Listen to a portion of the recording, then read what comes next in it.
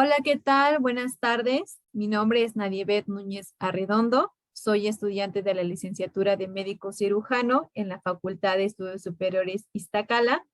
Y en esta ocasión voy a hablarles un poco sobre la insuficiencia venosa superficial. Antes me gustaría comentarles que la insuficiencia venosa es una enfermedad de evolución crónica que ocasiona un deterioro progresivo y significativo en la calidad de vida de los pacientes que la padecen. ¿Por qué? Porque limita e incapacita al paciente en sus ámbitos laborales y con ello repercute pues en situaciones económicas y obviamente también genera un ingreso hospitalario. Ahora bien, vamos a tener como definición de insuficiencia venosa aquella alteración en el retorno venoso que compromete el sistema venoso superficial, profundo o ambos, cuya causa puede ser alteración en la bomba válvulo-muscular, una obstrucción venosa o falla cardíaca derecha. En términos generales y para que se haga un poco más entendible, es una enfermedad en la cual las venas son disfuncionales para transportar la sangre unidireccionalmente de miembros inferiores hacia el corazón, independientemente de su posición y su actividad. Nuevamente, para hacerlo un poco más claro, es la incapacidad de una vena para conducir el flujo de sangre de miembros inferiores hacia el corazón, independientemente de su posición o actividad. Vamos a hablar un poco sobre su clasificación. Su clasificación va a tener una mnemotecnia que es CEAP, en donde la C representan los datos clínicos que nosotros vamos a recabar durante la anamnesis y la exploración física que le hagamos a nuestro paciente para poder estadificarlo así en sus 6 grados que tiene esta enfermedad, que más adelante vamos a hablar de ella. Por otra parte, la E representa la etiología. Vamos a tener, aquí a tener 3 tipos de etiología, una etiología congénita, primaria o secundaria. La A que representa la anatomía, es decir, a qué nivel está esta obstrucción o reflujo. Si está a nivel de sistema venoso superficial, si está a nivel de sistema venoso profundo o si está a nivel de el sistema venoso o circulante o perforante. Por otra parte, la P representa la fisiopatología. Aquí puede haber un reflujo, una obstrucción o puede haber ambas. Durante la presentación van a ver ustedes la letra C, la letra E, la letra A y la letra P, en donde nosotros vamos a ir desarrollando cada una de estas clasificaciones. Esta clasificación nos ayuda para estadificar a nuestro paciente y poder darle el tratamiento más oportuno de acuerdo a cada situación en particular. Bien, hablando de su epidemiología mundial, es importante saber que las enfermedades venosas vienen a ser 10 veces más frecuentes que las arteriales periféricas. Se calcula que el 25 al 50% de la población adulta mundial lo padece.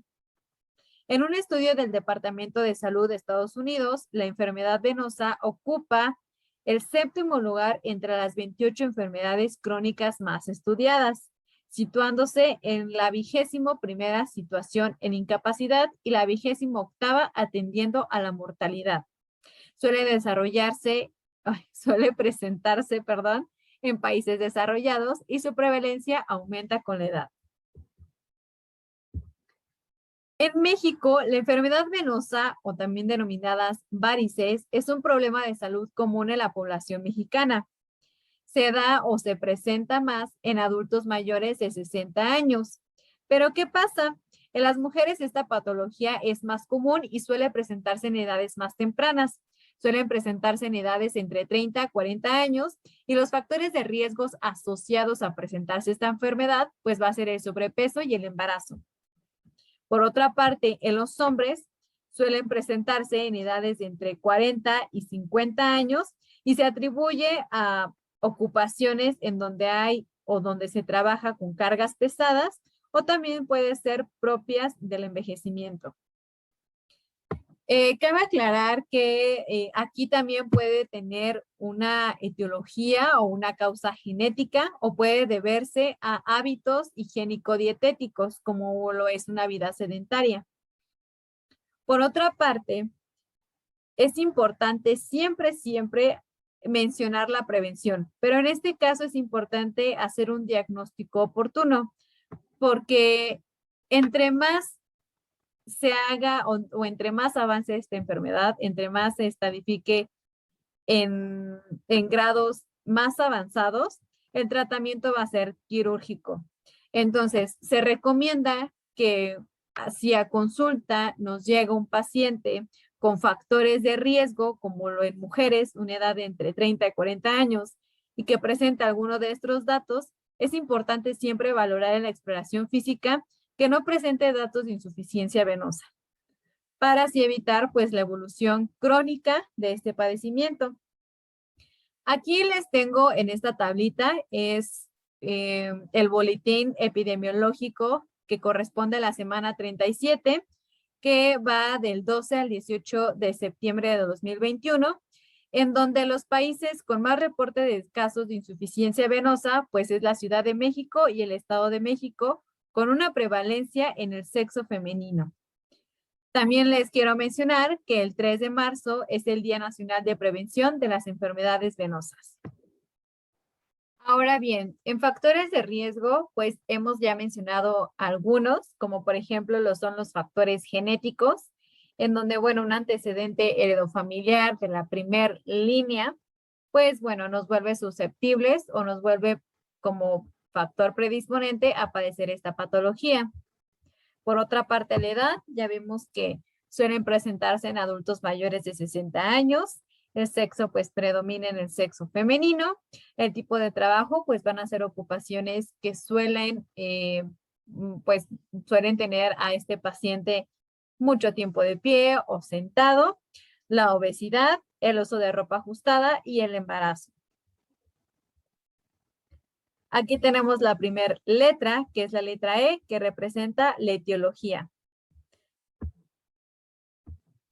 Bien, la etiología vamos a tener de 4 tipos: una etiología congénita, una etiología primaria, una secundaria y una idiopática.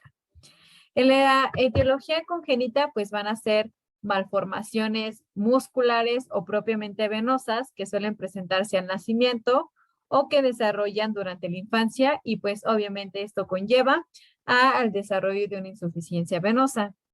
La primaria, que esta es la etiología más frecuente en un 90%, en donde hay una dilatación excesiva de las válvulas, una debilidad parietal o obviamente de la pared venosa y trastornos musculares.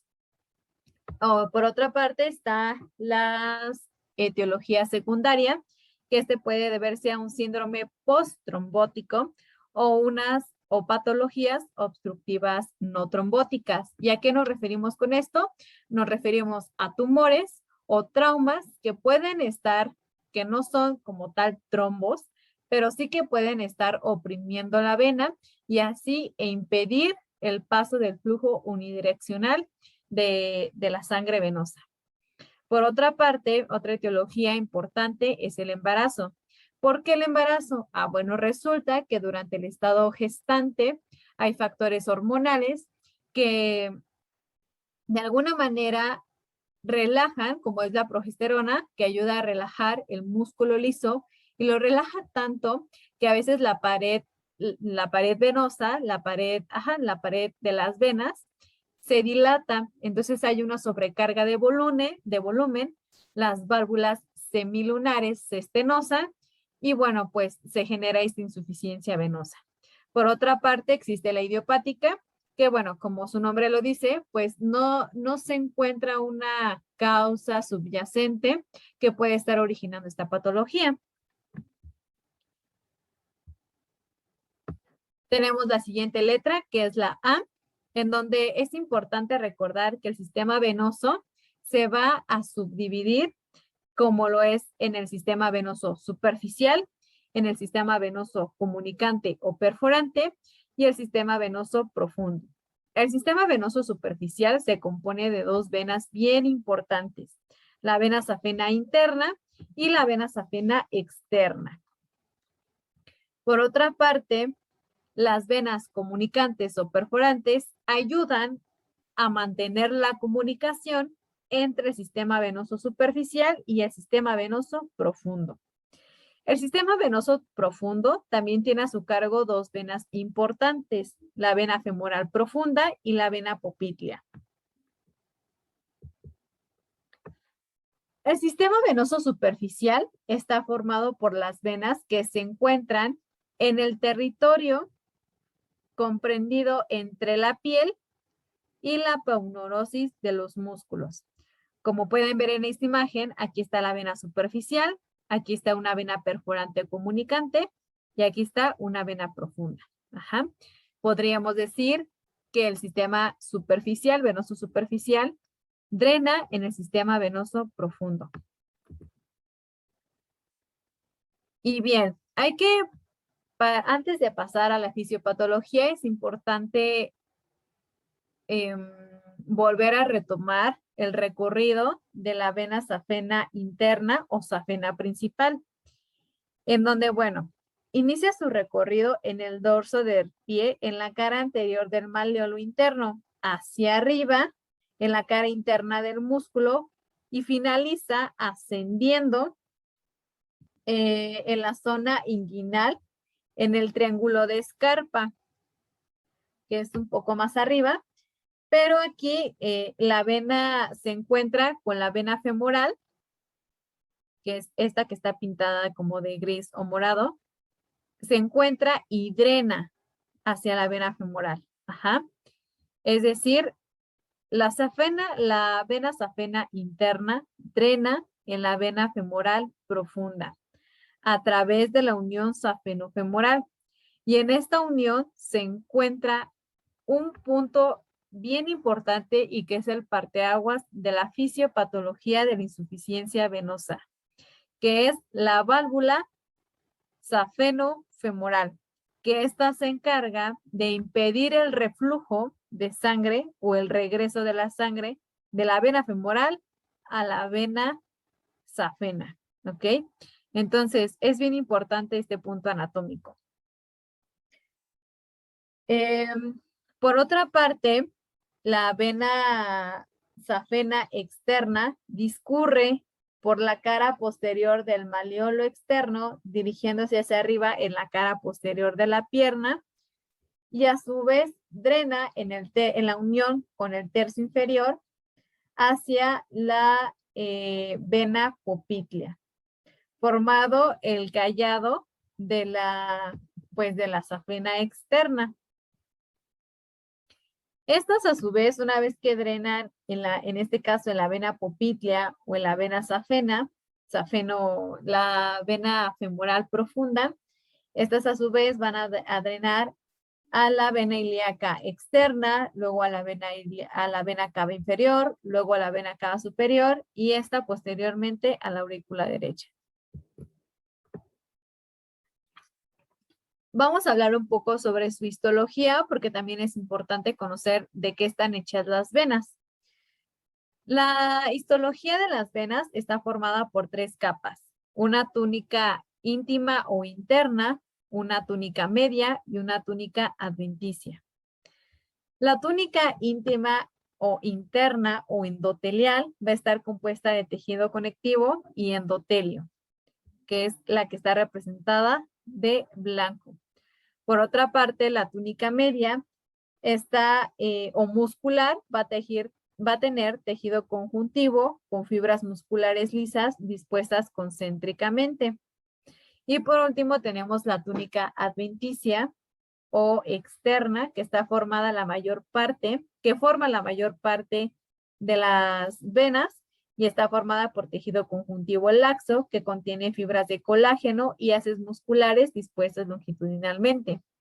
¿Por qué es importante reconocer la composición de las venas? Ah, bueno, porque debido a sus fibras de colágeno y a sus haces y células musculares, permiten que las venas sean más delgadas y más distendibles para que cumplan la función de, digamos, de poder aumentar de tamaño y disminuir para almacenar cantidades de sangre pequeñas o grandes.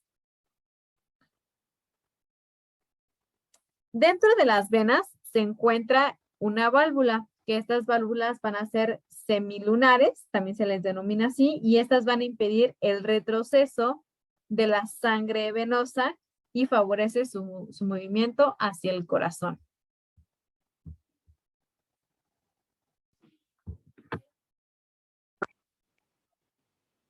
Ok, entonces empecemos a hablar sobre la fisiología del sistema venoso. El sistema venoso va a funcionar a partir de tres componentes principales, que va a ser un sistema venoso permeable, que una bomba válvulo-muscular y una función cardíaca conservada. Vamos con el primero, un sistema venoso permeable. Es importante saber que las venas proporcionan vías de paso para el flujo de sangre hacia el corazón, pero no solamente realizan esa función, sino que también son capaces de aumentar y de disminuir de tamaño, con lo cual pueden almacenar cantidades de sangre pequeñas o grandes. Por otra parte, también tienen la sangre disponible para cuando la necesite el resto de la circulación. Y por otra parte, pueden impulsar la sangre mediante la denominada bomba venosa e incluso ayudan a regular el gasto cardíaco. El segundo componente es la bomba válvulo-muscular. Aquí es muy importante este aspecto, este componente, porque vamos a mantener o se dan dos escenarios. Cuando una persona está de pie y cuando se está ejercitando o cuando está haciendo alguna actividad. Cuando está de pie, ustedes aquí ven los músculos. Aquí está la vena y estas son las válvulas. Cuando una persona está de pie, los músculos se encuentran relajados. Por lo tanto, la sangre venosa fluye, pero tiene un riesgo de caer, de que la presión caiga. ¿Por qué? Porque la sangre venosa, digamos, como va de miembros inferiores hacia el corazón, hacia arriba, tiene que vencer la fuerza gravitacional. Por lo tanto, si los músculos están relajados, va a fluir la sangre venosa, va a intentar vencer la fuerza gravitacional, pero cae. Entonces, una válvula cerrada va a impedir el retroceso de esta sangre. Ajá. Entonces, este es en condiciones fisiológicas. Por otra parte, cuando una persona se encuentra haciendo alguna actividad, los músculos se tensan y se contraen.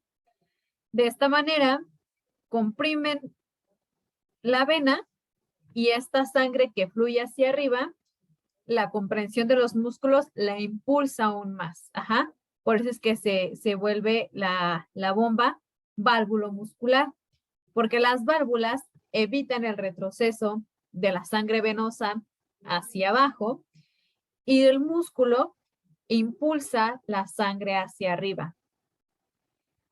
Es por eso que aquellas personas que se mantienen tanto tiempo de pie, pues corren el riesgo de padecer insuficiencia venosa. ¿Por qué?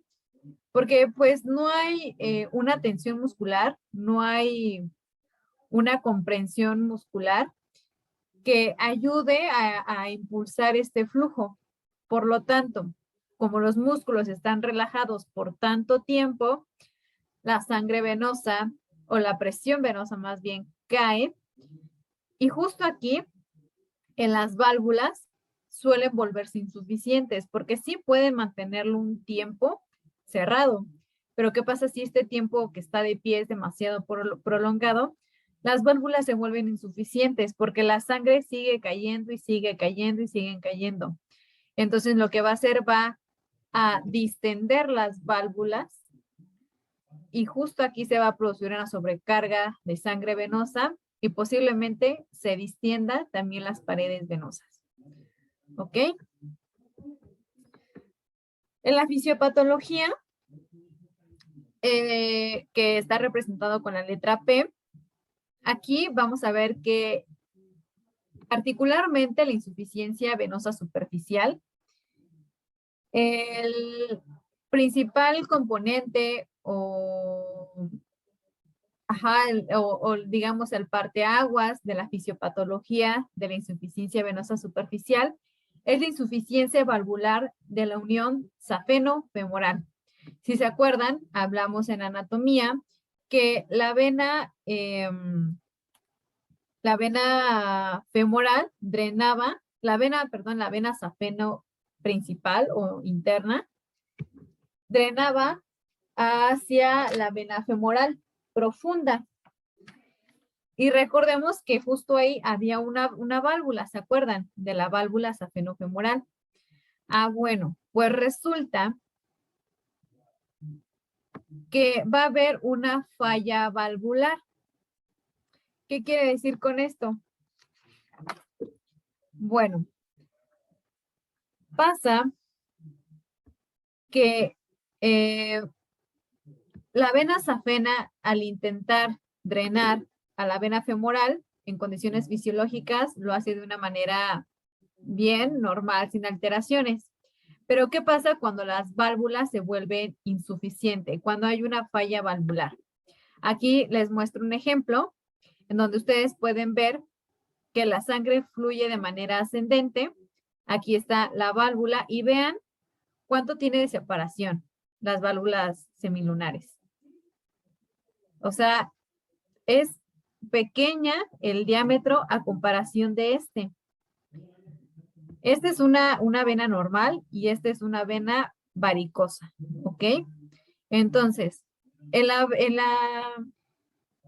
fisiopatología se maneja primero una falla valvular en donde las válvulas fallan, es decir, cuando la vena safena drena hacia la vena femoral, la válvula se cierra para impedir el retroceso de esta sangre. Pero aquí en la fisiopatología, esta válvula falla, se distiende, entonces hay este retroceso de la sangre de la vena femoral hacia la vena safena nuevamente. Y se produce una estenosis venosa porque hay una sobrecarga de volumen de sangre venosa. Se distienden las venas y con ello pues empiezan a ver los datos clínicos como la protuberancia de la piel y también las paredes de las venas se vuelven más delgadas. Y pues ya como término final o como signo específico, no específico, sino el signo más común de una insuficiencia venosa, pues van a ser las varices.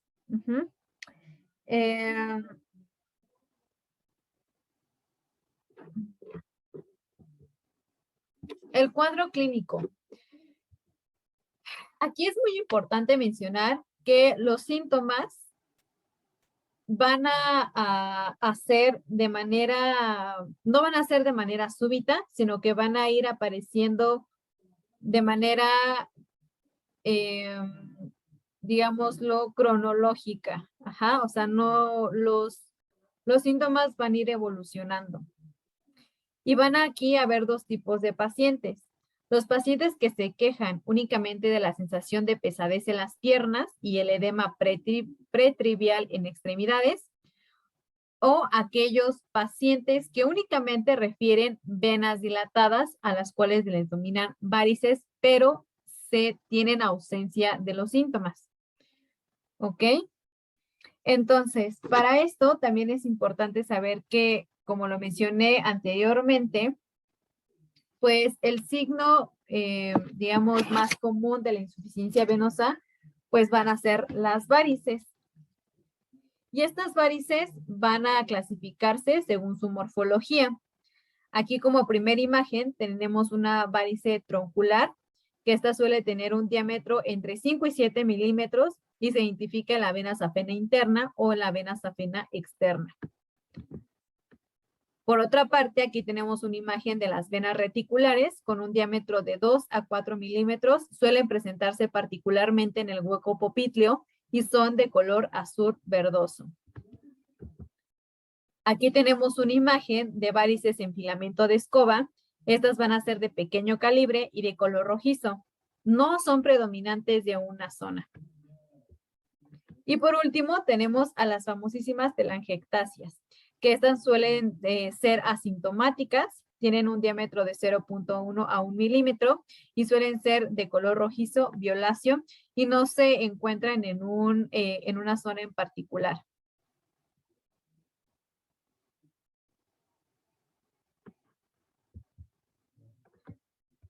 Bien, en los grados clínicos, o más bien, esta enfermedad se puede dar, se puede graduar o se puede estadificar según la evolución o los datos clínicos que tenga la paciente. En un grado C0, pues van a ser sin signos visibles o palpables de la enfermedad venosa. Aquí pueden presentarse, bueno, en el grado cero, perdón, no hay signos visibles o palpables de una enfermedad venosa. En un grado C1, pues va a haber la presencia de telangiectasias o venas reticulares y esta es la primera etapa de la enfermedad. En un grado C2, pues las venas van a estar de tipo varicosas, o las denominadas llamadas varices, que pueden aparecer en cualquier parte, ya sean las piernas o los muslos, y suelen tener un diámetro mayor o igual o a 3 milímetros. En la etapa 3, comienza a haber edema, por lo general hacia la tarde o noche, una vez transcurridas horas de trabajo.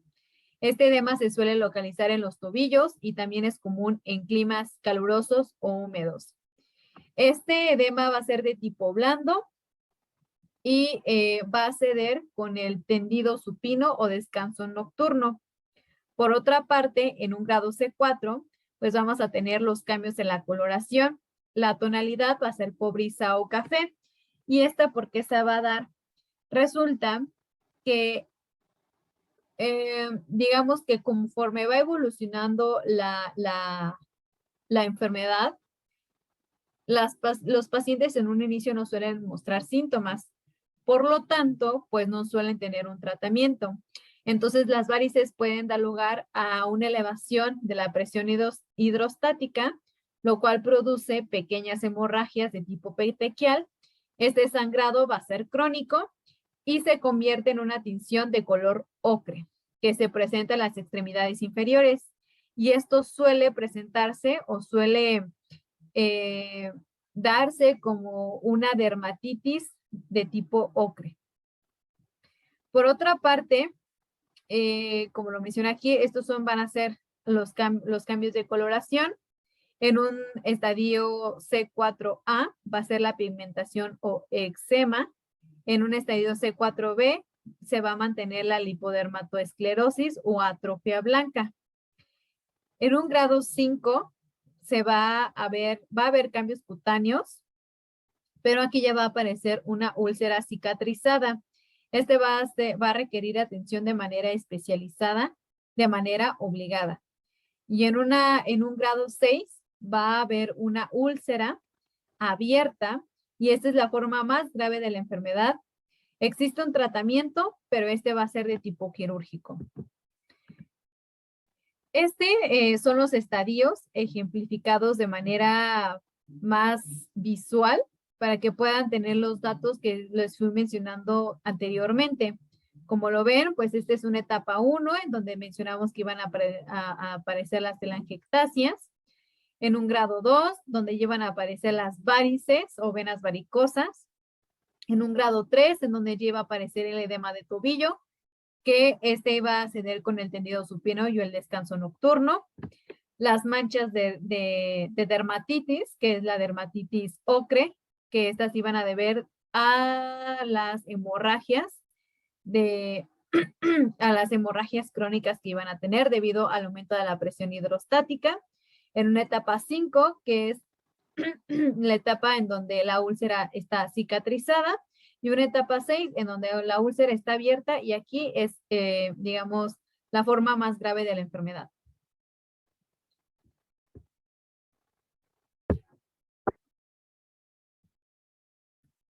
Bien, ahora hablando del diagnóstico, como sabemos, en casi la mayoría de las patologías, el diagnóstico siempre va a ser clínico, y este va a estar dado por una anamnesis o una exploración física.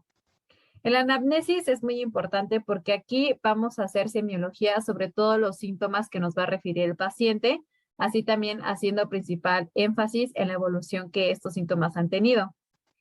Por otra parte, es importante también investigar los antecedentes familiares y personales, también sobre todo investigando los factores de riesgo, que nos pueden orientar a la posible etiología de la que está efectuando esta patología, y también, digamos, darnos una idea de a qué nivel, si está a nivel del sistema venoso superficial o profundo, el reflujo o la obstrucción. Por otra parte, también tenemos la exploración física. En la exploración física, lo primero que debemos hacer es inspeccionar. Debemos de ver si hay la existencia de varices, de edemas, de cambios tróficos en la piel. Por otra parte, también podemos palpar, y aquí es importante los pulsos, si están presentes o ausentes. La exploración física también se acompaña de pruebas funcionales que evalúan los puntos de fuga, o más bien dicho, los reflujos, que van del sistema venoso profundo hasta la superficial a través de los callados y las comunicantes. También hay otras pruebas que determinan la permeabilidad del sistema venoso profundo.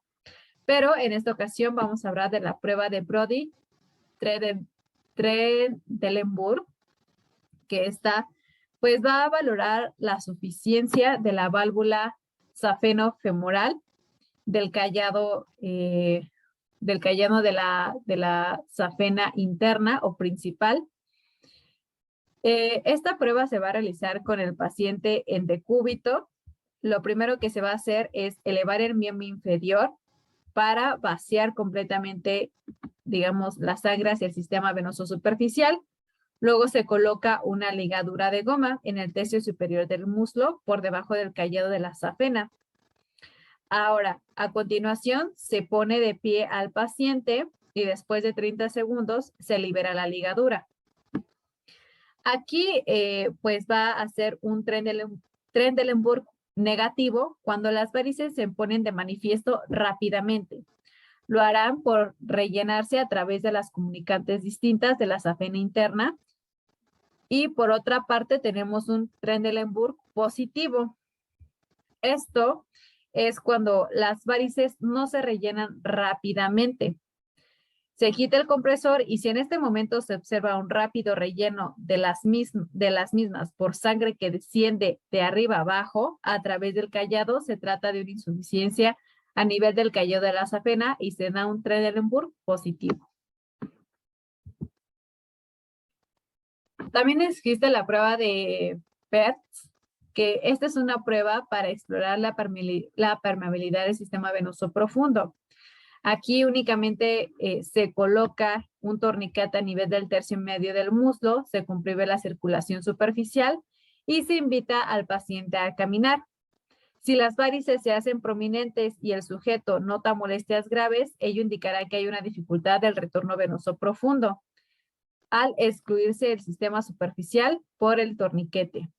Si las varices no se hacen prominentes, la maniobra indica una buena permeabilidad del sistema venoso profundo. La prueba de Schwartz, aquí viene mucho la percusión. Se va a realizar una percusión a nivel de a nivel de la raíz de la pantorrilla. Se percute y la mano se pone en el en el centro del rombo popliteo. Si se percute, el callado de la safena externa es insuficiente y se percibe una oleada con mucha intensidad. Y aquí esta prueba, si se percibe la oleada, es una prueba positiva. Por otro lado, tenemos pruebas diagnósticas.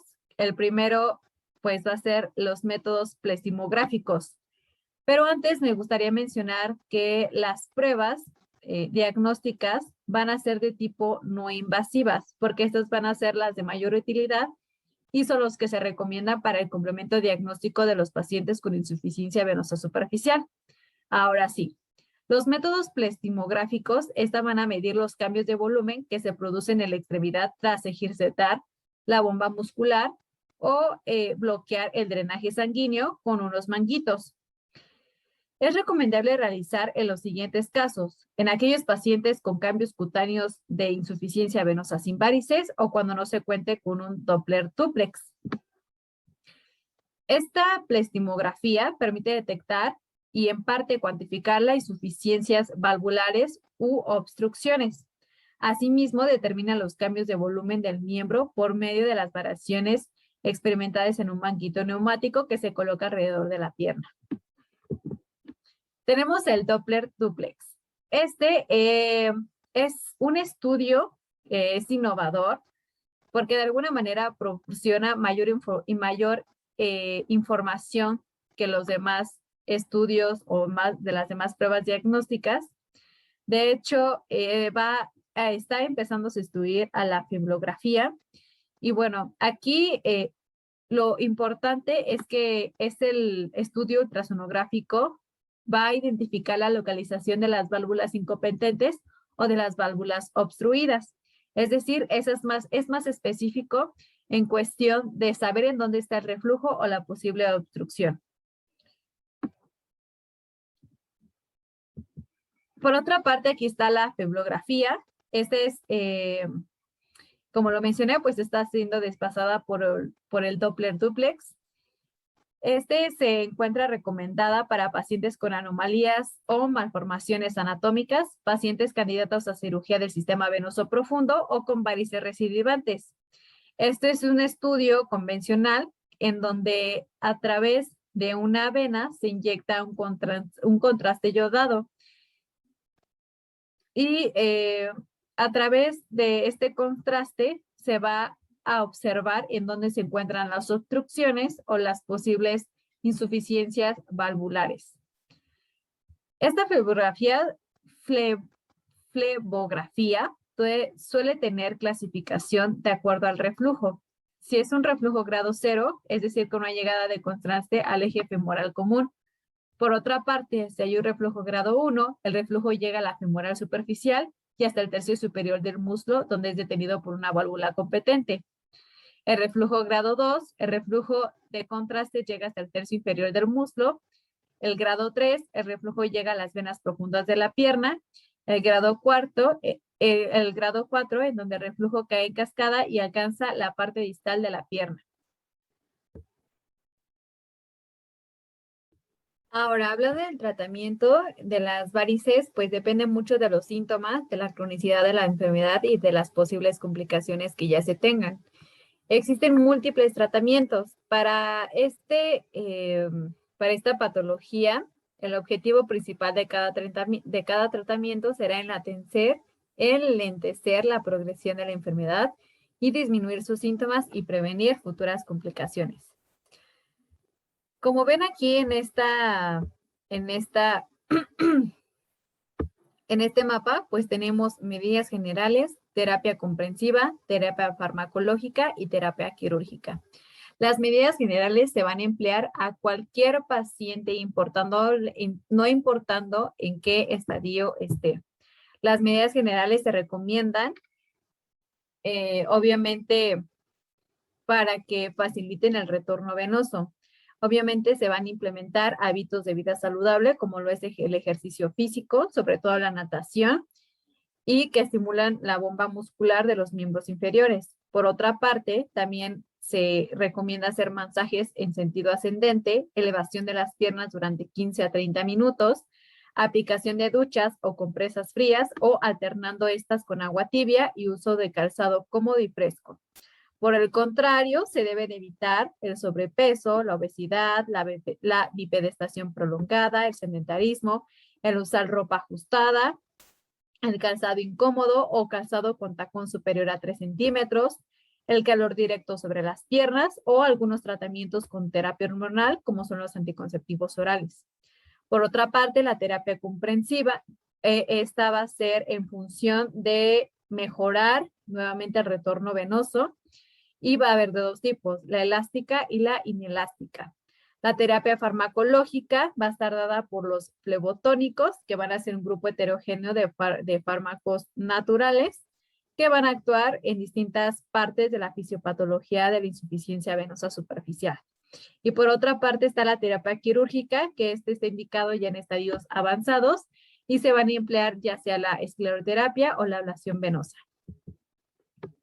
La terapia comprensiva, como lo mencioné en un inicio, pues este va a estar en base de mejorar el retorno venoso, facilitando la función valvular e incrementando pues el aclaramiento del líquido intersticial. Se menciona que esta ha ayudado al corregir el reflujo venoso patológico, tanto en el sistema venoso superficial como en el profundo. Y bueno, como lo mencioné, pues va a haber de dos tipos, una elástica y una inelástica. En la elástica, bueno, la más utilizada, pues van a ser los tipos calcetín, en donde va a realizarse una comprensión desde el tobillo hasta la rodilla, la media, que este va a llegar en el músculo, o la panty, que este va a llegar hasta la cintura. Estas se deben de colocar en decúbito supino para que las venas de los miembros inferiores tengan el menor flujo posible. De forma arbitraria se acepta que sean renovadas cada 6 meses. Las inelásticas se trata de un envoltorio rígido, sobre todo pues obviamente en la pierna, que este va a ser como un tipo vendaje, en donde únicamente se va a ejercer presión durante el ejercicio, pero no en el reposo. La terapia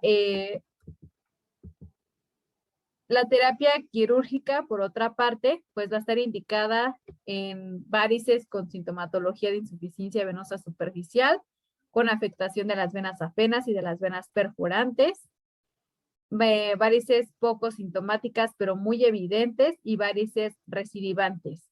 Las contraindicaciones para este tratamiento quirúrgico pues van a estar la edad, que esta sea en pacientes con más de 70 años, que padezcan linfedema, que tengan varices secundarias a una angiodisplasia o fístulas arteriovenosas postraumáticas, pacientes cuya clínica puede ser atribuida a otra patología como una osteoartritis, una obesidad mórbida y las varices cuya indicación quirúrgica se sustente en motivos estéticos. La primera que vamos a ver aquí, pues va a ser la escleroterapia. La escleroterapia consiste en la inyección intravenosa de una sustancia irritante que provoca una respuesta inflamatoria en el endotelio de la vena para posterior trombosis y fibrosis. Sus resultados mejoran si se hace ecodirigida y está indicada en las varículas y telangiectasias. Obviamente, pues, en varices pequeñitas que van de 1 a 3 centímetros. Por otra parte está la ablación intravenosa, que representa una forma mínimamente invasiva, en donde el fin es extirpar las venas varicosas utilizando energía de radiofrecuencia. Aquí vean ustedes, se hace una pequeña incisión en la vena, se inserta un catéter, en este catéter va la radiofrecuencia y lo que hace pues va a ser únicamente una, ¿cómo se llama? Una dilatación o la reconstrucción propia de la vena.